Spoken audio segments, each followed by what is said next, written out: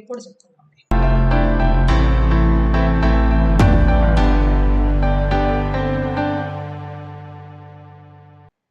కొన్ని రకాలైనటువంటి ప్లాంట్స్ లో ఉన్నటువంటి వేరియేషన్స్ ని చూడటం జరిగింది. And even we discussed about the variations that are there in human beings. All the human beings around they live around the world. They're of same species. Of course, they are Indians. Of course, they are English fellows. Or of course, they are South Africans or any of Australians and Nigerians. All of them are a same species. They are belonging to a same species. But among the species, there are many variabilities. There are many diversities. There are many differences within the groups of people, within the country people, within the family members also, right? So ఒక దేశంలో ఉండేటటువంటి ప్రజల మధ్య కావచ్చు, ఒక దేశం ప్రజలకి ఇంకో దేశం ప్రజలకి మధ్య కావచ్చేమో, లేకపోతే ఒక పాపులేషన్ కి ఇంకో పాపులేషన్ కి మధ్య కావచ్చేమో, ఈవెన్ ఫ్యామిలీ మెంబర్స్ లో కూడా ఒకళ్ళకి ఏముంటాయి, చాలా తేడాలు అనేటటువంటివి ఉంటాయి. So those are known as variations. The differences in organisms of same species are called variations. So ఒకే జాతి జీవులైనప్పటికీ కూడా, ఒకే పాపులేషన్ కి చెందినటువంటి జీవులైనప్పటికీ కూడా ఆ జీవుల మధ్య ఉండేటటువంటి తేడాలను ఏమంటారు, వేరియేషన్స్, వైవిధ్యాలు అని అంటారు. ఓకేనా? సో వైవిధ్యాలను బేస్ చేసుకుని in which of the below conditions variations are more. So we know that variations are differences among the organisms of same species or same population. All the human beings are of same species. So మానవులందరూ ఒక జాతికి చెందినటువంటి వాళ్ళు. Among all the human beings there are many variations. Yes, right? Layavardhan is different from another one. So Ram Mohan is different from Harshita. Harshita is different from Vanisri. Vanisri is different from Vidyasri, right? So of course all of them are belonging to same species, that is human beings. There are many variations among individual to individual. Those diversities or differences are known as variations. వాటిని ఏమంటాం మనం, వైవిధ్యాలు అని అంటున్నాం. So ఇక్కడ నేను ఒక ప్రశ్న అడుగుతున్నాను. In which of the below conditions variations are more? Number 1 condition, between different species, between organisms of same species. దీనికి ఆన్సర్ చెప్పండి. ఏ కండిషన్ లో వేరియేషన్స్ అనేవి ఎక్కువ కనిపిస్తా ఉంటాయి, భేదాలు ఎక్కువ కనిపిస్తాయి బిట్వీన్ డిఫరెంట్ స్పీషీస్, వేరు జాతి జీవుల మధ్యన, between organisms of same species, ఒకే జాతికి చెందినటువంటి వేరు జీవుల మధ్యన ఎవరి మధ్యలో ఎక్కువ తేడాలు కనిపిస్తూ ఉంటాయి, ఎక్కువ వేరియేషన్స్ కనిపిస్తూ ఉంటాయి? అది ప్రశ్న.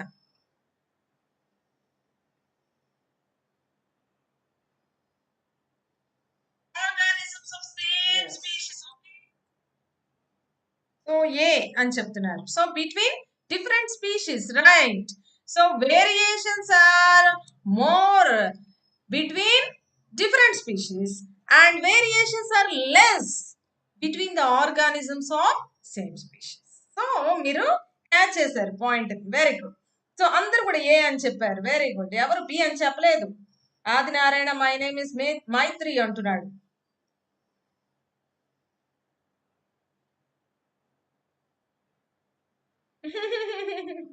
yes, right. yes, కుమార్ అమ్మాయి తను పట్టేసింది. నేను చెప్పేటప్పుడు అనుకున్నాను 9th క్లాస్ పిల్లల నుండి అన్ని 10th క్లాస్ పిల్లల పేర్లు చెప్పేస్తున్నాను రా బాబు. వీళ్ళు కనిపెట్టేస్తారు అనుకున్నాను. తప్పకుండా తను చెప్పేసింది. అమ్మాయి పేరేంటి మర్చిపోయాను నేను. యశ్వంత్ కుమార్ రాయల్ అని వస్తది పేరు. తను చెప్పేసింది. You have mentioned all the 10th class students names ma'am అని right. So Bhavyasri, Layavardhan, Harshi, Sivalingeswararao and Boddu Sri Pavan, తర్వాత మైత్రి పవన్, అమర్ రెడ్డి అండ్ యశ్వంత్ కుమార్ రాయల్, శివలింగేశ్వరరావు, రామలక్ష్మి, సంజు రాక్ బాగున్నావా? ఏమి కనిపించట్లేదు. తర్వాత లయవర్ధన్, ఓకే హర్షిత మీ సిస్టరా? Right right right. ఓకే వీరరాఘవులు, వెంకయ్య, ఇంకా అందరూ కూడా భవ్యశ్రీ, అలానే ఇంకెవరున్నారు, Chaitanya and Kavya, Rasani. Yeah right. So ఏసిజిఎంఎంఏ ఏ పేరు సరిగ్గా చెప్పవా ప్లీజ్? అయ్యా రైట్ విద్యాశ్రీ. సో అందరూ కూడా ఏ అని చెప్పారు. కాబట్టి వేరు వేరు జాతి జీవుల మధ్యేమో తేడాలు ఎక్కువ ఉంటాయి. ఒకే జాతికి చెందినటువంటి వేరు వేరు జీవుల మధ్యనేమో తేడాలు తక్కువగా ఉంటాయి కదా. ఇది ఎట్లానే గుర్తుపెట్టుకోండి, అస్సలు మర్చిపోవద్దు, ఎట్లానే గుర్తుపెట్టుకోండి. Variations form a basis for selection of characters to group organisms. So ఈ జీవుల్లో ఉండేటటువంటి వేరియేషన్స్ అనేటటువంటివి మానవులకు మనకు ఎందుకు ఉపయోగపడుతున్నాయి? For selection of characters to group organisms. జీవులన్నిటిని ఏం చేయొచ్చంట? గ్రూప్స్ గా డివైడ్ చేయటానికి కోసం మనకి ఈ జీవుల మధ్య ఉండేటటువంటి వేరియేషన్స్ అనేవి ఉపయోగపడతాయి. అసలు గ్రూపింగ్ ఎందుకు చేయాలా?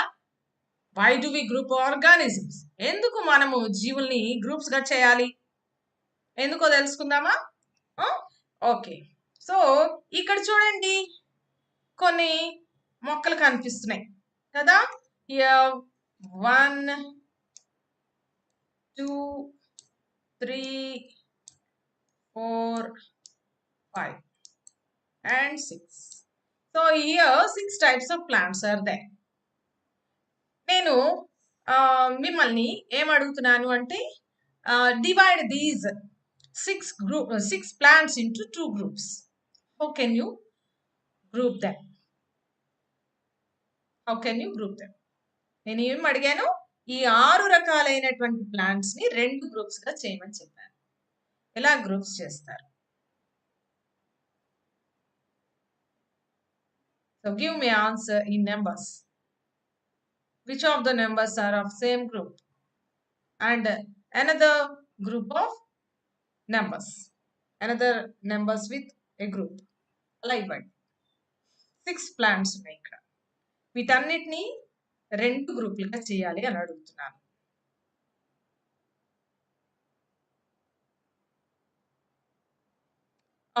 భావ్యశ్రీకి ఇక్కడ 3 గ్రూప్స్ కనిపించినాయి. ఏమి 3 గ్రూప్స్? ఓకే, ఎన్ని గ్రూప్స్ చేయాలనిపిస్తే అన్ని గ్రూప్స్ చేయండి. ఓకే 2 or 3 మీ ఇష్టం. 2 and 5 ఒక గ్రూప్ అంట అని ఎవరు చెప్పినారు నాకు? యా బొడ్డు శ్రీ పవన్ అంటున్నాడు 2 and 5 ఒక గ్రూప్ అన్నాడు.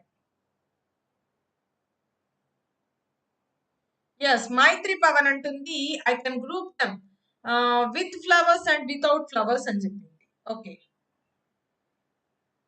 సో ఆ లెక్కను చూసుకున్నప్పుడు 2 5 అనేటటువంటిది ఒక గ్రూప్ అవుతుంది. 1 2 3 5 and 6 4 నేమ్ చేద్దాం. Okay 1 3 4 6 first group, 2 and 5 are of second group అని ఇందుకు డూండి చెప్పాడు. So Dhoondi, how did you group them as 2 groups? How did you divide them? ఎలా డివైడ్ చేస్తావు వాటిని 2 గ్రూపులుగా? 2 5 ఒక గ్రూప్ అన్నావు, 1 3 4 6 ఒక గ్రూప్ అన్నావు. ఎలా చెప్తున్నావు వాటిని? అలా ఎలా గ్రూప్ చేసావు? సో మైత్రి పవన్ చెప్పింది. మైత్రి పవన్ ఏమంది? తనకేమనిపించింది? With flowers, without flowers. ఇది ఒక లక్షణం. ఇది ఒక లక్షణాన్ని బేస్ చేసుకుని 2 గ్రూపులుగా డివైడ్ చేసాం. అంటే ఫ్లవరింగ్ ప్లాంట్స్ అన్ని ఒక గ్రూప్, నాన్ ఫ్లవరింగ్ ప్లాంట్స్ ఒక గ్రూప్ గా చేసాం. ఓకే, సో ఇక్కడ ఇది ఇది దీనికి ఫ్లవర్స్ వస్తాయి కానీ ప్రస్తుతానికి ఫ్లవర్స్ లేవు కాబట్టి సో మనం ఒక గ్రూప్ గా చేసేసాం. ఈ రెండింటిని ఫ్లవర్స్ ఉన్నటువంటి మొక్కలన్నిటిని ఒక గ్రూప్ గా చేసాం, right? So based on flowering plant or non-flowering plant, we can group them. We can group the plants into two groups, right? So మీరు వాటిని గ్రూప్ గా చేయడానికి ఏం చేశారు? ఒక లక్షణాన్ని ఆధారంగా చేసుకున్నారు. Whether the plants are in flowering stage or non flowering stage అనేటటువంటి దాన్ని మీరు బేస్ గా చేసుకొని వాటిని గ్రూప్స్ గా చేశారు, right? And here 1 2 3 4 5 vehicles are there. Numbering ఇచ్చేద్దాం. 1 2 3 4 5 వీటిని గ్రూప్ గా చేయండి. దేని బేసిస్ గా గ్రూప్స్ చేస్తారు? చేయండి.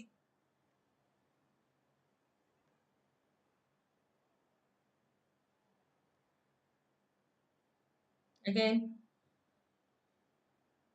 ఓహో, తను చూడండి ఇక్కడ ఎన్ని లక్షణాలని ఆధారం చేసుకున్నారు. భవ్యసాయి అంటున్నాడు small leaves one side, large leaves one side అని చెప్పాడు. సో చిన్న ఆకులు కలిగినటువంటి మొక్కలు వన్ సైడ్, పెద్ద ఆకులు కలిగినటువంటి మొక్కలు ఒకవైపుకి గ్రూపిజం చేస్తానన్నాడు. వెరీ గుడ్, అది ఒక లక్షణమే. అండ్ ఇప్పుడు గ్రూప్స్ ఎలా చేస్తున్నారు? 2 wheels 4 wheels, 2 tires 4 tires, small or big. చూడండి కొంతమంది ఏం చేశారు? 2 tires 4 tires తీసుకున్నారు. మరి అంటే వెహికల్ కి ఎన్ని టైర్స్ ఉన్నాయి దాన్ని అనేటటువంటి లక్షణాన్ని బేస్ చేసుకుని ఏం చేశారు? 2 గ్రూప్స్ గా చేశారు. కొంతమంది ఏమో లార్జ్ వెహికల్స్ స్మాల్ వెహికల్స్ అని చేశారు. అంటే స్కూటీని సైకిల్ ని ఒకటి చేసేసి మిగిలిన మూడింటిని ఒకటి చేసేసి ఉంటారు కదా. అలాగా అంటే large sized vehicles and small sized vehicles అనేటటువంటిది ఒక క్యారెక్టర్ ని బేస్ చేసుకుంటే ఒక రకమైనటువంటి గ్రూప్ చేయొచ్చు. అలానే 2 wheelers 4 wheelers అనేటటువంటి దాన్ని బేస్ చేసుకుంటే ఒక రకమైనటువంటి గ్రూప్ ని చేయొచ్చు. సో ఏదైనప్పటికీ మన దగ్గర ఎదురుగా ఉండేటటువంటి ఏ వస్తువులైనా గ్రూప్ గా చేయాలి అంటే we have to depend on one or more characters, right? So we basing on one or more characters we can group the things. We can group the things into 2 or more groups, right? So మనము వాటిని categorise చేస్తున్నాము are grouping చేస్తున్నాము basing on one or more characters. ఒక character ను ఎక్కువ characters ను base చేసుకొని మనము గ్రూప్స్ గా చేస్తున్నాం కదా. అలాగనే in the same way all the organisms on the earth also can be separated into some of the groups basing on one or more characteristic features they express out, right? So ఆ జీవుల్ని కూడా భూమి మీద ఉండేటటువంటి అన్ని జీవులను కూడా ఎన్ని జీవులు ఉన్నాయి? దాదాపుగా 8.7 మిలియన్స్ ఆఫ్ స్పీషీస్ అన్ని జాతులు ఉన్నాయన్నమాట. దాదాపుగా అంటే దగ్గరగా 9 మిలియన్ జాతుల జీవులు ఉన్నాయి భూమి మీద. వాటన్నిటినీ కూడా ఏం చేయొచ్చు? Basing on one or more characteristic features, ఒకటి లేదా అంతకంటే ఎక్కువ లక్షణాలని ఆధారంగా చేసుకుని వాటన్నిటిని కూడా మనం ఏం చేయొచ్చు? గ్రూప్స్ గా డివైడ్ చేయొచ్చు. అవునా కాదా? సో గ్రూప్స్ గా చేయటం గురించి మాట్లాడుకున్నాము. ఎందుకు వాటిని గ్రూప్ చేయాలి అనేటటువంటి దాని గురించి ఇంకా మనం మాట్లాడుకోలేదు. ఇంకా కొన్ని మాటలు గ్రూపింగ్ గురించే చెప్పుకోవాలి. ఇప్పుడు మీకు ఒక స్టేట్మెంట్ కనిపిస్తుంది చూడండి. Grouping organisms on the basis of certain characters which vary over populations is known as classification. So grouping of organisms on the basis of certain characters. ఎట్లయితే ఇప్పుడు 2 wheelers 4 wheelers flowering plants non flowering plants, small sized leaves large sized leaves, spines ఉన్నవా spineless, ఇట్లాంటి ఏవో కొన్ని characters ని base చేసుకుని మనం ఎట్లయితే ప్లాంట్స్ ని లేకపోతే వెహికల్స్ ని గ్రూప్స్ చేసామో అలాగే grouping of organisms on the basis of certain characters which vary over populations. ఇందాక మనం అనుకున్నాం వేరు జాతుల మధ్య ఎక్కువ తేడాలు ఉంటాయి. Over populations is known as classification. అలా చేయటాన్ని గ్రూపింగ్ చేయటాన్ని ఏమంటారు? క్లాసిఫికేషన్ అంటారు. ఇప్పుడు మీరు చేసింది కూడా క్లాసిఫికేషనే. ప్లాంట్స్ ని 2 గ్రూప్స్ గా డివైడ్ చేశారు. It is none other than classification. And vehicles ని 2 గ్రూప్ చేశారు. ఇది కూడా క్లాసిఫికేషన్. అర్థమవుతుందా? So grouping of organisms on the basis of certain characters which vary over populations is known as classification. And classification కి ఇంకొక definition కావాలి, ఇంకొంచెం బాగుండాలి అంటే classification is the systemic study of organisms present in nature with respect of their evolution. So what is evolution? Evolution అనేటటువంటి కొత్త పదం వచ్చేసింది ఇక్కడ డెఫినేషన్ లోకి వెళ్తే. Classification is the systemic study of organisms present in nature. ఇంతవరకు మనకి clear అర్థమైంది. With respect of their evolution. What is meant by evolution? To evolve అంటే ఏంటి? ఒక దానిలో నుండి మరొకటి రావడము అని అర్థం కదా ఇవాల్వ్ అంటే. సో ఇవల్యూషన్ అంటే ఏంటో కూడా కొంచెం సేపట్లో మనం చూస్తాం. So what is the need of classification? Why do we group organisms అని ఇందాక క్వశ్చన్ వేసుకున్నాం. అలానే what is the need of classification అని ఇప్పుడు క్వశ్చన్ ని వేసుకుంటాం. అసలు క్లాసిఫికేషన్ ఎందుకు చేయాలి, గ్రూపింగ్ అనేది ఎందుకు చేయాలి అంటే ఇక్కడ ఒక ప్రశ్న వస్తుంది చూడండి, ఇది మీకే. Your dad brought some vegetables from market. ఈ రోజు పొద్దున మీ నాన్నగారు ఏం చేశారు? కొన్ని వెజిటబుల్స్ ని మార్కెట్ నుండి తెచ్చారు. వాటన్నిటిని స్టోర్ చేయాలి. So what your mom did? Your mom will separate them in groups and keep them in refrigerator. ఆమె ఏం చేస్తారు? ఫ్రిడ్జ్ లో పెట్టి వాటిని స్టోర్ చేసే ముందుగా she will separate them. అన్ని టొమాటోస్ అన్ని ఒక గ్రూప్, చిల్లీస్ అన్ని ఒక గ్రూప్, బ్రింజాల్స్ ఒక గ్రూప్, క్యారెట్స్ ఒక గ్రూప్, అలాగా ఏం చేస్తారు? మొత్తం వెజిటబుల్స్ ని కొన్ని గ్రూప్స్ గా డివైడ్ చేస్తారు. So and she will separate them into some groups and keep them in the refrigerator in various places or separately in some various covers కదా. కొన్ని కవర్స్ తీసుకొని ఆ కవర్స్ లో వేరు వేరు వెజిటబుల్స్ ఉంచి వాటన్నిటిని కూడా ఫ్రిడ్జ్ లో సర్దుతారు. Right? Why she does that? Why she does that? ఎందుకు చేస్తారు? ఎందుకు ఆ విధంగా వెజిటబుల్స్ తెచ్చినటువంటి వెజిటబుల్స్ అన్నిటిని కుప్పలా లోపల పడేసుకోవచ్చు కదా, లోపల వేసేయచ్చు కదా, అన్ని ఉంటాయి కదా లోపల. ఎందుకు అలా సెపరేట్ చేసుకోవాలి? Why she separates them before keeping in refrigerator, before storing in refrigerator? ఎందుకు అలా చేస్తున్నారు? సో మీ మదర్ ఎందుకు వెజిటబుల్స్ ని అలా సెపరేట్ చేసి వేరువేరుగా ఫ్రిడ్జ్ లో పెడతారు అంటే టు ఐడెంటిఫై దెమ్ ఈజీలీ కదా. వాటిని చాలా ఈజీగా ఐడెంటిఫై చేయడం కోసం ఆ విధంగా చేస్తారు. She needs some of the vegetables like onions, chillies, tomatoes and carrots like that. Right? So when we keep when she keeps them separately in separate covers, she can pick up them very easily in time. Right? చాలా fast గా చాలా అవసరమైనంత వరకు కూరగాయలని వెంటనే fast గా దానికోసం అనేసి ఆమె ఏం చేస్తారు? అన్ని సెపరేట్ చేసి పెట్టుకుంటారు. And also to avoid spoilage of vegetables. So వాటి యొక్క మెయింటెనెన్స్ ఈజీగా ఉంటుంది, వాటిని తీసుకోవడం ఈజీగా ఉంటుంది, ఐడెంటిఫై చేయడం ఈజీగా ఉంటుంది, వాటిని తీసుకోవడం కూడా ఈజీగా ఉంటుంది. మరి వాటిని సెపరేట్ చేసి పెట్టడం ద్వారా అంటే if you group the all the vegetables into tomatoes, chillies and what ever it may be, it is very easy to maintain them, it is very easy to store them by avoiding spoilage, and it is very easy to identify them in time, and it is very too easy to pick up them whenever they are needed. Right? So ఇన్ని రకాలైనటువంటి is ఉన్నాయి కాబట్టే మనం ఏం చేస్తాము? Divide చేసి fridge లో పెట్టుకుంటాం. Right? So in the same way grouping of organisms makes easy for us to study them. If you want to study all the organisms, like nearly there were 8.7 million species of organisms were identified till now. And ఇంకా చాలా రకాలైనటువంటి జీవులు ఉన్నాయి. ఎన్ని millions of జీవులు ఉన్నాయో మనకు అసలు తెలియదు అనమాట. సో ఇప్పటి వరకు ఐడెంటిఫై చేసినవే అన్ని ఉన్నాయి. మరి to study the organisms more easily they should be grouped. Right? They should be separated into some group. and they should be classified into groups, right? Do you agree with me?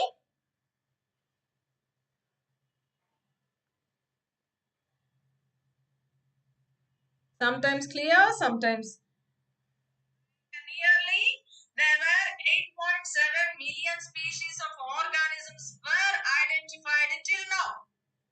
And బానే ఉంది. ఇంకా చాలా రకాలైనటువంటి జీవులు ఉన్నాయి. ఎన్ని millions of జీవులు ఉన్నాయో మనకు అసలు తెలియదు.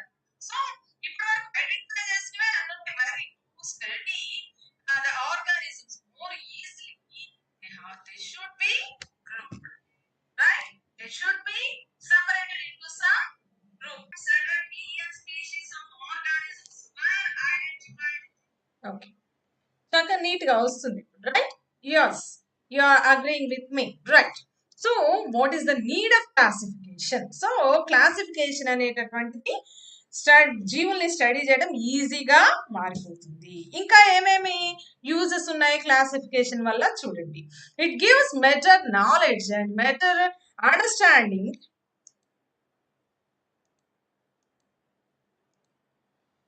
Understanding of organisms that are studied. మరి ఈ జీవుల్ని ఇలా గ్రూప్స్ గా డివైడ్ చేసామనుకోండి, ఆ గ్రూప్ గురించి కనుక స్టడీ చేస్తే ఆ గ్రూప్ లో ఉండేటటువంటి లైక్ 1000 స్పీషీస్ ఉన్నాయనుకోండి, ఆ గ్రూప్ లో ఆ 1000 స్పీషీస్ గురించి మనం స్టడీ చేసినట్లే. So it becomes more easy and becomes more better understanding and it gives better knowledge. So then we classify the organisms into some groups basing on the common characteristic features they have.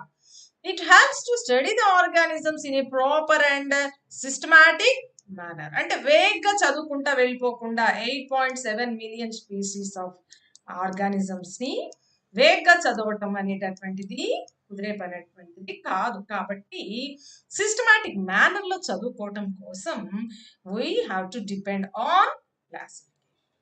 It helps to make comparison in an easier way. So మనము ఇలా systematic గా చదువుతున్నప్పుడు we can compare one group with the other group, right? So ఆ విధంగా మనం compare చేస్తూ కూడా చక్కగా చదువుకోవచ్చు. It helps in understanding the relationship among the organisms and their interdependence. So plants అన్ని ఒక గ్రూప్, యానిమల్స్ అన్ని ఒక గ్రూప్, ఆటోట్రోప్స్ అన్ని ఒక గ్రూప్, హెటెరోట్రోప్స్ అన్ని ఒక గ్రూప్, సాప్రోఫైట్స్ అన్ని ఒక గ్రూప్, పారాసైట్స్ అన్ని ఒక గ్రూప్, ఇలా ఉన్నాయనుకోండి. సో వాటి మధ్య ఉండేటటువంటి ఇంటర్ రిలేషన్షిప్ ని స్టడీ చేయడం కూడా చక్కగా ఈజీ ఉంటుంది. So we can compare one group with the other group and also we can understand the relationship between one another groups, right? One group with other group, right? So ఆ విధంగా వాటి మధ్య ఉండే relationship ని అర్థం చేసుకోవడం కూడా easy. And classification makes our study more focused and helps us to handle huge population of organisms. పెద్ద పెద్ద జాతుల జీవులు ఉన్నాయి, పెద్ద సంఖ్యలో ఉండేటటువంటి జీవులు ఉన్నాయి. వాటన్నిటిని మనము హ్యాండిల్ చేయటం, చదవటం అనేటటువంటి వాటి యొక్క స్టడీని హ్యాండిల్ చేయటం అనేది మనకి వీలవుతుంది. It gives us an idea of evolution. What is meant by evolution? మళ్ళీ పదం వచ్చింది, evolution అనే పదం. Evolution means how organisms have evolved in nature. So ఈ క్లాసిఫికేషన్ మొత్తాన్ని కనుక మనం అర్థం చేసుకుంటే మనము తప్పనిసరిగా ఈ భూమి మీదకి జీవులు ఎలా వచ్చి చేరాయి అనేటటువంటి విషయాన్ని అర్థం చేసుకుంటాం. The process of development of organisms from pre-existing forms, that is called evolution. Evolution అంటే ఏంటి? ముందు తరం జీవుల నుండి ఇప్పుడున్నటువంటి జీవులు ఏర్పడేటటువంటి విధానాన్ని ఎవల్యూషన్ అంటారు. So it is contrary to our biblical beliefs. It is contrary to our religious beliefs. మన యొక్క మతపరమైనటువంటి నమ్మకాలు ఏవైతే ఉన్నాయో జీవి పుట్టుకని గురించి, వాటన్నిటికీ కూడా ఇవల్యూషన్ అనేటటువంటిది విరుద్ధంగా ఉంటుంది. This is the concept you are going to study in later classes. 10th class లో, higher studies లో మీకు ఇవల్యూషన్ గురించినటువంటి చాప్టర్. ఓకేనా? సో ఇవల్యూషన్ అంటే ఏంటి అంటే ఇప్పుడున్న భూమి మీద ఉన్నటువంటి జీవులు ముందు తరం జీవుల నుండి పుట్టాయి అని చెప్పడానికి ఇవల్యూషన్. అర్థమైందా పిల్లలు? సో అది మన మతపరమైనటువంటి ఆలోచనకి చాలా భిన్నంగా ఉంటుంది అనమాట. మన మతం ఏం చెప్తుంది? అన్ని జీవుల్ని దేవుడు సృష్టించాడని చెప్తుంది. కదా. కానీ మరి ఇవల్యూషన్ థియరీ సైన్స్ ఏం చెప్తుంది? త్రూ ఇవల్యూషన్ థియరీ సైన్స్ ఏమని చెప్తుంది? They are evolved from pre existing forms. ముందు తరం జీవుల నుండి ఇప్పుడు ఉన్నటువంటి జీవులు పుట్టాయి అని. సో ఈ ఇవల్యూషన్ అనేటటువంటి కాన్సెప్ట్ ని అర్థం చేసుకోవటం కూడా క్లాసిఫికేషన్ వల్ల వీలవుతుంది. So it gives better knowledge and better understanding of organisms. It helps to study organisms in proper and systematic manner. You can make comparison between the groups of organisms.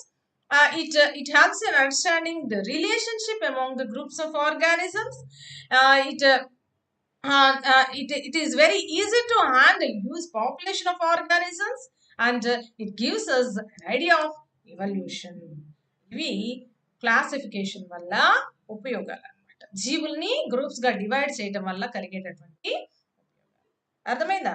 మన mother ఎలాగైతే fridge లో పెట్టాల్సినటువంటి వాటన్నిటిని కూడా divide చేసి పెడుతున్నారు, provisions అన్నిటిని కూడా divide చేసి ఏ ప్రొవిజన్ కా ప్రొవిజన్, ఏ వస్తువుకి ఏ సబ్స్టాన్స్ కా సబ్స్టాన్స్ డబ్బాలో వేసి పెడతారు. అట్లాగా ఇలాగా జీవుల్ని కూడా క్లాసిఫికేషన్ చేయటం కారణంగా మనము ఈజీగా వాటి గురించి తెలుసుకోగలుగుతున్నాము. క్లాసిఫికేషన్ అనేది ఎవరెవరు ఎలా చేశారు? సో టు క్లాసిఫై ఆర్గానిజమ్స్, జీవుల్ని వర్గీకరించడము అనేటటువంటిది. క్లాసిఫికేషన్ మీన్స్ వర్గీకరణ తెలుగులో. సో ఆ వర్గీకరించడం అనేటటువంటిది ఎప్పుడు స్టార్ట్ అయింది అంటే 16th century నుండి స్టార్ట్. సో లిన్నయస్ ఫస్ట్ ఎవరు? లిన్నయస్ ఏం చేశాడు? 2 kingdoms గా వీటిని జీవుల్ని విడదీశాడు, 2 groups గా చేశాడు. Each group is called kingdom. 2 groups గా చేశాడు మొత్తం జీవుల్ని. Each group is called kingdom. ఏమేది? Vegetabilia, animalia. చూసినట్లయితే మీకు కనిపిస్తోంది కదమ్మా టేబులర్ ఫామ్. వెజిటబిలియా, యానిమేలియా అని విడతీశారనమాట. అంటే ప్లాంట్స్ అన్ని వెజిటబిలియా, జంతువులన్నీ యానిమేలియా అనేటటువంటి కింగ్డమ్స్ కి తీసుకొచ్చారు. నెక్స్ట్ 1866 లో హెకల్ ఈయనేం చేశారు? 3 kingdoms గా చేశారు. ఎందుకని? ఫస్ట్ ప్రొటిస్టా అనేది లేదు లిన్నయస్ దగ్గర. లిన్నయస్ చేసినప్పుడు ఎందుకని అంటే అప్పటికి ఇంకా మైక్రోస్కోప్ యొక్క ఆరిజిన్ రాలేదు.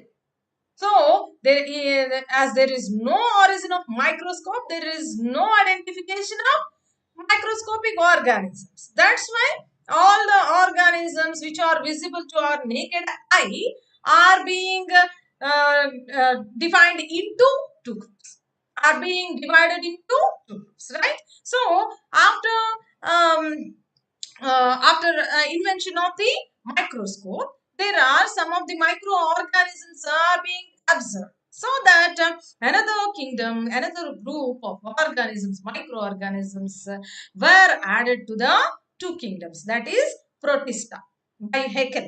సో హెకెల్ ఏం చేశారు? 1866 లో అప్పటి వరకు అబ్జర్వ్ చేసినటువంటి మైక్రో ఆర్గానిజమ్స్ అన్నిటినీ ప్రొటిస్టా అనేటటువంటి గ్రూప్ లోకి తెచ్చి చేర్చారు. అప్పుడు 3 kingdoms అయినాయి. అర్థమవుతుందా పిల్లలు? తర్వాత చాటన్ ఈయన ఏం చేశారు? మొత్తాన్ని ఈయన వేరే రకమైనటువంటి దీనిని ఫాలో అయ్యారు, వేరే రకమైనటువంటి క్లాసిఫికేషన్ మెథడ్ ని ఫాలో అయ్యారు అనమాట. అంటే ఈయన తీసుకున్నటువంటి లక్షణాలు వేరు. అందుకని ఈయన 2 empires గా చేశాడు మొత్తం జీవుల్ని. ఏమన్నాడు? Prokaryota, eukaryota. What is meant by prokaryota? Can you give the definition of prokaryotes? Anyone? ఎవరైనా ప్రోకారియోట్స్ అంటే ఏంటో చెప్పగలుగుతారా? అట్లాగే మళ్ళీ ఒకసారి చెప్పాలన్నా చెప్తాను.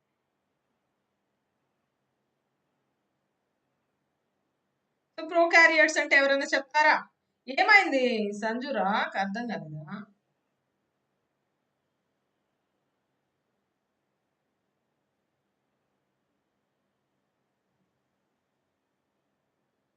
విద్యాశ్రీ చాలాసేపు ఉన్నాడు, ఎప్పుడే చూసాను నేను. ఓకే చెప్తాను మళ్ళీ. సో ప్రోకారియోట్స్ అంటే ఎవరైనా చెప్తారా? ఎస్ చౌదరి, యశస్వి చౌదరి అంటున్నాడు without nucleus. Prokaryotes means without nucleus. And Kaleshavali కూడా అదే చెప్తున్నాడు, the cell without nucleus. Sivalingeswararao చెప్తున్నాడు, రైట్? సో ప్రోకారియోట్స్ అంటే ఏంటి? కేంద్రకం లేని జీవులు. What are they? Bacteria, right? So bacteria and blue-green algae like cyanobacteria. So blue-green algae అనేటటువంటి జీవులు బ్యాక్టీరియా జీవులు. ఈ రెండింటిని కనుక్కోవడం జరిగింది. అందుకని ఆయన ఏం చేశాడు, మొత్తం జీవుల్ని న్యూక్లియస్ ఉన్నవి, న్యూక్లియస్ లేని, ప్రొకారియోట్స్, యూకారియోట్స్ అని డివైడ్ చేశారు. అర్థమైందా? ఓకే, ఒకసారి మళ్ళీ వెనక్కి వెళ్దాం, ఎక్కడో అర్థం కాలేదు. Okay, what is the need of classification అనేది అర్థం కాలేదమ్మా. సో ఇంతవరకు అర్థమైంది కదా, మనం ఎలా గ్రూప్స్ చేస్తామనేది అర్థమైంది. That grouping of organisms on the basis of certain characters is known as classification. So జీవుల్ని గ్రూపులుగా విడదీయటం బేసింగ్ ఆన్ సర్టన్ క్యారెక్టర్స్, వాటిలో ఉండేటటువంటి లక్షణాలని ఆధారంగా చేసుకొని జీవుల్ని గుంపులు గుంపులుగా విడదీయడాన్ని మనం ఏమంటాము, వర్గీకరణ, క్లాసిఫికేషన్. క్లియర్? సో క్లాసిఫికేషన్ కి ఇంకొక డెఫినేషన్ కూడా ఉంది. It is a systemic study of organisms present in nature with respect of their evolution. వాటి యొక్క ఎవల్యూషన్ ఆధారంగా మరి ఒక సిస్టమాటిక్ అరేంజ్మెంట్ లో జీవుల్ని ఉంచడాన్ని ఏమంటాము, క్లాసిఫికేషన్ అంటాం. సో వాటి యొక్క ఎవల్యూషన్ ఆధారంగా, అంటే భూమి మీదకి ఏ విధంగా ఇవి ఉద్భవించాయి అనేటటువంటి విషయం ఆధారంగా జీవుల్ని సిస్టమాటిక్ గా అరేంజ్ చేస్తే దాన్ని క్లాసిఫికేషన్ అని అంటాం. So what is the need of classification, ఇది అర్థమైంది కదా.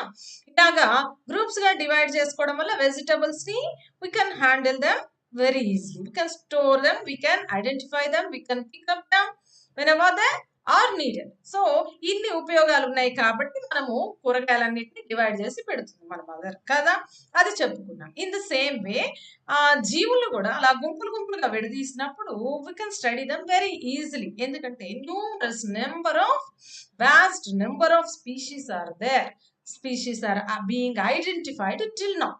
సో ఇప్పటి వరకు దాదాపుగా 8.7 మిలియన్ల జీవుల్ని ఐడెంటిఫై చేశారు.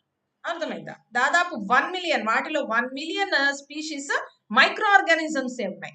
మైక్రో ఆర్గానిజమ్స్ 1 మిలియన్ ఇప్పటి వరకు ఐడెంటిఫై చేయడం జరిగింది. అయితే అది ఎంత శాతం ఐడెంటిఫై చేశారు? మొత్తం భూమి మీద ఉండేటువంటి జీవులన్నిటిని ఐడెంటిఫై చేసేసారా? భూమి మీద ఉండే మైక్రో ఆర్గానిజమ్స్ అన్నిటిని ఐడెంటిఫై చేశారనుకున్నారా? లేదు, జస్ట్ 1% ఆఫ్ మైక్రో ఆర్గానిజమ్సే 1 మిలియన్ ఉన్నాయి.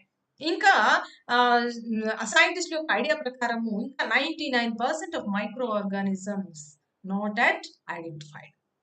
సో ఇంకా 99% ఆఫ్ మైక్రో ఆర్గానిజమ్స్ మనం కనిపెట్టలే లేదట, వాటి గురించి ఇంకా మనం తెలుసుకోలేదట. అర్థమైందా? అంటే ఇప్పుడు కనుక్కున్నది కేవలం 1% ఆఫ్ మైక్రో ఆర్గానిజమ్స్ ని అని సైంటిస్టులు చెప్తున్నారు. అంటే ఇంకా ఇంకా ఇంకా ఇంకా ప్రతి సంవత్సరం కొత్త కొత్త జాతులు కనుక్కుంటూనే ఉంటారు. సముద్రాల అడుగుల్లో బోలెడన్ని జాతులు, మనకు తెలియనన్ని కొత్త కొత్త జాతులు కొత్తగా కనుక్కుంటూ ఉంటారు. అలానే మైక్రో ఆర్గానిజమ్స్ కొత్త కొత్తగా కనుక్కుంటూ ఉంటారు. అర్థమైంది? ఇప్పుడు ఈ సార్స్-కోవ్ అనేటటువంటి వైరస్ అనేటటువంటి మొన్నదాకా లేదు, కొత్తగా వచ్చినటువంటి వైరస్. అలాగా ఎన్నో ఎన్నో ఎన్నో ఎన్నో కొత్త కొత్త జీవులు పుట్టుకొస్తూ ఉన్నాయి. అండ్ ఆల్సో ఉన్నటువంటి జీవుల్ని ఇంకా మనం కనిపెడతా ఉన్నాము. అర్థమైందా? కాబట్టి ఇంత వాస్ట్ నెంబర్ ఆఫ్ ఆర్గానిజమ్స్ భూమి మీద ఉన్నప్పుడు వీటన్నిటి గురించి ఒక్కొక్కటి స్టడీ చేయడం అనేది ఈజీగా ఉంటుందా? చాలా కష్టంగా ఉంటుంది కదా.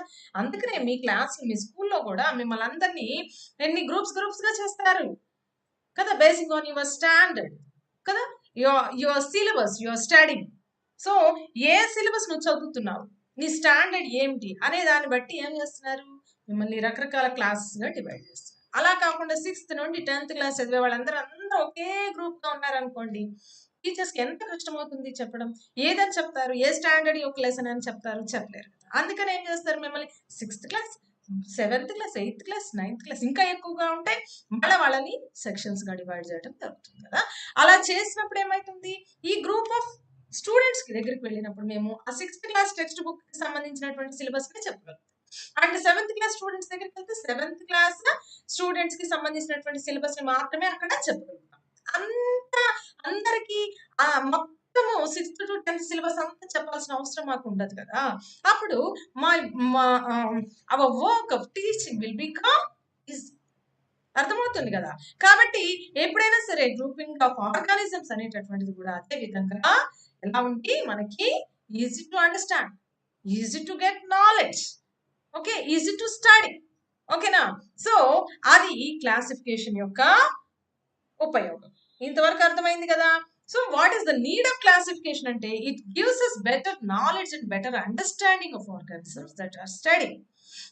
మనము చదువుకునేటటువంటి జీవుల గురించినటువంటి బెటర్ నాలెడ్జ్ ని పొందగలుగుతాం, బెటర్ అండర్స్టాండింగ్ ని పొందగలుగుతాం. ఎందుకని? దీనికి కూడా ఒక ఉదాహరణ. ఇప్పుడు మా క్లాస్ ఉంది. మా క్లాస్‌లో నేను మా స్కూల్‌లో చాలా మంది స్టూడెంట్స్ ఉంటారు. అంటే లైక్ మా స్కూల్ టోటల్ స్ట్రెంత్ వచ్చేసి జస్ట్ బిలో నియర్లీ 1300 అనుకుందాం. 1300 స్టూడెంట్స్ ఉంటారు. మేము క్లాస్‌లోకి ఎంటర్ అయినప్పుడు ప్రతి క్లాస్‌లో కూడా even though all the classes are being divided into 6 sections. 6 సెక్షన్లుగా డివైడ్ చేసినప్పటికీ కూడా ప్రతి సెక్షన్‌లోనూ 70-80 మెంబర్స్ ఉంటారు స్టూడెంట్స్. 70 నియర్లీ 80 మెంబర్స్ స్టూడెంట్స్ ఉంటారు. మరి అలాంటప్పుడు ఆ క్లాస్‌లో ఏమైతది?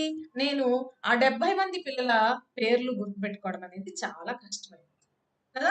ఎంతమంది పేర్లు గుర్తుంటే మహా అయితే నాకు ప్రతి క్లాస్‌లోనూ maybe 5 or 6 or maximum 10 or 15 students names మాత్రమే గుర్తుంటాయి. ఆ తర్వాత అందరి పేర్లు గుర్తుండవు. అదే నేను 20 మెంబర్స్ ఉన్నటువంటి క్లాస్‌కి వెళ్తున్నాను అనుకోండి. 20 మెంబర్స్ ఉన్నటువంటి క్లాస్‌కి వెళ్తున్నాను. I can know each other name కదా! ప్రతి ఒక్కరి యొక్క పేరు నేను తెలుసుకోవటం, వారి గురించి తెలుసుకోవడం అనేది నాకు ఈజీ అవుతుంది. అవునా కాదా? కాబట్టి తక్కువ మంది ఉన్నప్పుడు నేను ఎక్కువ నాలెడ్జ్‌ని గెయిన్ చేస్తా వాళ్ళ గురించి. ఎక్కువ మంది ఉన్నప్పుడు చాలా తక్కువ నాలెడ్జ్ మాత్రమే వాళ్ళ నుండి నేను గెయిన్ చేయడం జరుగుతుంది. వాళ్ళ గురించి నేను గెయిన్ చేయడం జరుగుతుంది. అవునా కాదా? అట్లనే ఈ గ్రూపిజం అనేటటువంటిది లేకపోతే, ఈ క్లాసిఫికేషన్ అనేటటువంటిది లేకపోతే జీవుల గురించి తెలుసుకోవడం అనేది వేగ్‌గా ఉంటుంది. If they are divided into groups, ఒక గ్రూప్ గురించి తెలుసుకుంటే ఆ గ్రూప్ లో ఉండే 10,000 స్పీషీస్ గురించి మనం తెలుసుకుంటే, కాబట్టి ఈ గ్రూపిజం అనేది, క్లాసిఫికేషన్ అనేది it gives us better knowledge and better understanding.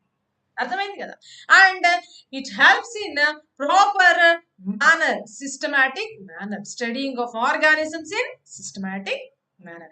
అంటే వేగ్గా అక్కడో జీవి గురించి, అక్కడో జీవి గురించి, అక్కడో జీవి గురించి చదువుకుంటూ పోకుండా చిన్న జీవుల దగ్గర నుండి పెద్ద జీవులు, నాన్ డెవలప్డ్ ఆర్గానిజమ్స్ నుండి డెవలప్డ్ ఆర్గానిజమ్స్, సింప్లర్ ఫార్మ్స్ నుండి కాంప్లెక్స్, ఇలా నేర్చుకుంటూ వెళ్ళడానికి ఈజీగా ఉంటుంది అనమాట. ఇంకా మీరు పెద్ద హైయర్ స్టడీస్కి వెళ్ళినప్పుడు ఈ టాక్సానమీ పార్ట్లోకి వెళ్తారు. అప్పుడు జీవులన్నింటినీ గ్రూప్స్ గా స్టడీ చేసుకుంటూ పోతారు అనమాట. It helps to make comparison in an easier way. అంతేకాకుండా ఒక గ్రూప్ ఆఫ్ ఆర్గానిజమ్స్ ని ఇంకొక గ్రూప్ ఆఫ్ ఆర్గానిజమ్స్ ని కంపేర్ చేయొచ్చు. అంటే వీటి యొక్క లక్షణాలు ఇలా ఉంటాయి, ఈ గ్రూప్ యొక్క జీవుల యొక్క లక్షణాలు ఇలా ఉంటాయి, కాబట్టి వీటికంటే ఇవి డెవలప్డ్ క్యారెక్టర్స్, ఇలాగ మనం కంపేర్ చేసుకుంటూ పోవచ్చు అనమాట. It helps in understanding the relationship among the organisms and their interdependence. So ఈ గ్రూప్ జీవులన్నీ ఈ గ్రూప్ జీవుల మీద ఆధారపడతాయి, ఈ గ్రూప్ జీవులు ఫలానందుకు ఆ గ్రూప్ జీవుల మీద ఆధారపడతాయి. ఈ విధమైనటువంటి interdependence and relationships we can understand, వాటిని మనం అర్థం చేసుకోవాలి. And huge population of organisms అనేటటువంటి భూమి మీద ఉన్నాయి కాబట్టి we can handle them very easily by undergoing classification. Classification ద్వారా వాటన్నిటిని కూడా మనం హ్యాండిల్ చేయగలుగుతాం, స్టడీ చేయగలుగుతాం. And it gives us an idea of evolution. ఆ జీవులు ఏ విధంగా పుట్టాయి అనేటటువంటి దాని గురించి మనకు ఒక నాలెడ్జ్ కూడా వస్తుందన్నమాట. After studying all the organisms by undergoing classification. So అర్థమైందా పిల్లలు?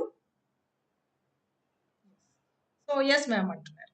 సో నెక్స్ట్ ఎవరెవరు ఎలా క్లాసిఫికేషన్ చేశారు అనేది ఇప్పుడు మనం చెప్పుకోబోతున్నాం. రైట్, టైం అయిపోవచ్చినట్లుంది కదా.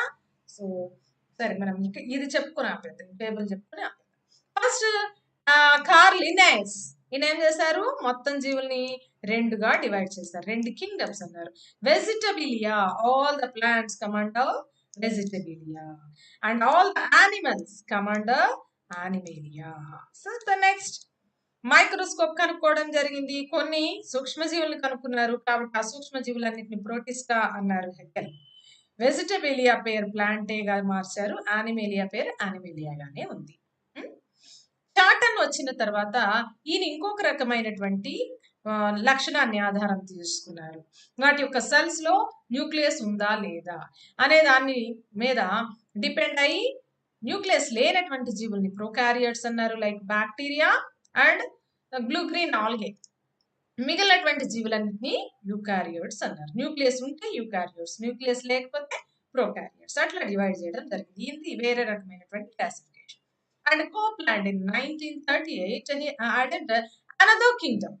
సో ఈయన ఏం చేశాడు, ఇంకొక కింగ్డమ్ ని తెచ్చి యాడ్ చేశాడు. చూసారా, దేన్ని బేస్ చేసుకొని, చార్టర్ ని బేస్ చేసుకొని ఈయన ఇంకో కింగ్డమ్ ని తెచ్చాడు. ఏంటి, ఇక్కడ ఈ ప్రోటిస్టా అంటేనే ఇక్కడ మైక్రో ఆర్గానిజమ్స్ ఉన్నాయి. ఈ మైక్రో ఆర్గానిజమ్స్ లో కొన్ని ప్రోకారియోట్స్ ఉన్నాయి, కొన్ని యూకారియోట్స్ ఉన్నాయి కదా. కాబట్టి ఈ ప్రోటిస్టాలో ఉండేటటువంటి ప్రోకారియోట్స్ అన్నిటినీ మోనెరా అన్నాడు, అంటే అన్ని రకాల బ్యాక్టీరియా. అలానే ప్రొటిస్టాలో ఉండే యూకారియోట్స్ మళ్ళీ ప్రొటిస్టానే అన్నాడు. అర్థమైందా? అండ్ ప్లాంటే గానే ఉంది, యానిమాలియా గానే ఉంది. ఇక్కడ ఇంకొకటి యాడ్ చేశాడు, ఏంటవి, సాప్రోఫైటిక్ ఆర్గానిజమ్స్ అన్నిటిని తెచ్చి ఫంగై అన్నాడు. ఓకేనా. సో మనము 8th క్లాస్ లో నేర్చుకున్నాం ఫంగై గురించి. సో ఇక్కడ ఫంగై అనేటటువంటి కింగ్డమ్ ని తెచ్చి యాడ్ చేశాడు. తర్వాత వీళ్ళ ఏం చేశాడు, మొత్తం జీవుల్ని 3 డొమైన్స్ అన్నాడు. కింగ్డమ్స్ ని ఏమన్నాడు, సామ్రాజ్యాలు, డొమైన్స్ అన్నాడు. Bacteria, archaea. అంటే ఈయన ఏం చేశాడు, ఈ మోనీరా జీవుల్ని మళ్ళీ 2గా డివైడ్ చేశాడు. బ్యాక్టీరియా, ఆర్కియా అంటే ప్రిమిటివ్ బ్యాక్టీరియా ఏవైతే ఉన్నాయో, మొట్టమొదటి పుట్టినటువంటి బ్యాక్టీరియా. ఇప్పుడు వాటిలో కొన్ని జీవించలేవు కూడా, కొన్ని ఉన్నాయి, కొన్ని లేవు. సో వాటిని ఆర్కియా అన్నాడు. ఇప్పుడు ఉన్నటువంటి మోడర్న్ బ్యాక్టీరియా అన్నాడు. సో వీటన్నిటిని మళ్ళీ ప్రొటిస్టా, ప్లాంట్, యానిమేలియా, ఫంగై వీటన్నిటిని కలిపి యూకారియా అనేసాడు. ఓకేనా. తర్వాత ఇప్పుడు కొత్త classification method that is being followed by Cavalier and Smith. మనము క్యావెలియర్ అండ్ స్మిత్ యొక్క క్లాసిఫికేషన్ ని ఇప్పుడు ఫాలో చేస్తున్నాం. According to them there are 6 kingdoms. All the organisms are divided into 6 kingdoms. ఎన్ని కింగ్డమ్స్ ఉన్నాయి ఇప్పుడు ప్రస్తుతం? 6 కింగ్డమ్స్ ఉన్నాయి. అప్పుడే క్విజ్ అంట, అసలు ఇక్కడ ఏం అర్థం కాలేదు, అప్పుడే క్విజ్ అంటున్నారు. 6 కింగ్డమ్స్ ఉన్నాయి. ఒకటి bacteria, protozoa, chromista, plantae, fungi, animalia. So 6 kingdoms పేర్లు మీకు తెలిసి ఉండాలి. Bacteria, protozoa, chromista, plantae, fungi, animalia. So Linnaeus అప్పుడు 2 కింగ్డమ్స్ ఉన్నాయి, ఇప్పుడైతే 6 కింగ్డమ్స్ అయినాయి. అర్థమైందా? ఇది ఇంతవరకు అర్థమైందా? రేపు క్విజ్ పెడతాను. ఓకేనా. రేపు పెట్టుకుందామా క్విజ్? ఎందుకంటే అనుకున్నంత వరకు నేను లెసన్ పూర్తి చేయలేకపోయింది, ఇంకా చాలా లెసన్ ఉంది చెప్పాల్సి. ఏది, ఇంట్రొడక్టరీ పార్ట్ ఇదంతా కూడా ఇంకా. సో ఇంట్రొడక్టరీ పార్ట్ అయిపోతుంది రేపు చిన్నపాటి క్విజ్ పెట్టుకుందాం విత్ 10 క్వశ్చన్స్. ఓకేనా. 10 క్వశ్చన్స్ తో క్విజ్ పెట్టుకుందాము. ఆ తర్వాత కొంచెం లెసన్ లోకి వెళ్ళిన తర్వాత హాఫ్ ఆఫ్ ది లెసన్ అయిపోగానే మంచి క్విజ్ ఒకటి కండక్ట్ చేసుకుందాం. ఓకేనా. రేపటి నుంచి ప్రతిరోజు ఒక 5 నుండి 10 క్వశ్చన్లతో క్విజ్ అనేది ఉంటుంది. కొంచెమే చెప్తాను, 10 ప్రశ్నలు అడుగుతాను. ఓకేనా, రెడీనా? సో ఆ విధంగా ముందుకెళ్దాం. చిన్నగా చెప్పుకుందాం, ఎందుకంటే చాలా మీకు కష్టంగా అనిపిస్తుంది ఈ లెసన్. ఎందుకు కష్టంగా అనిపిస్తుంది అంటే నిజంగా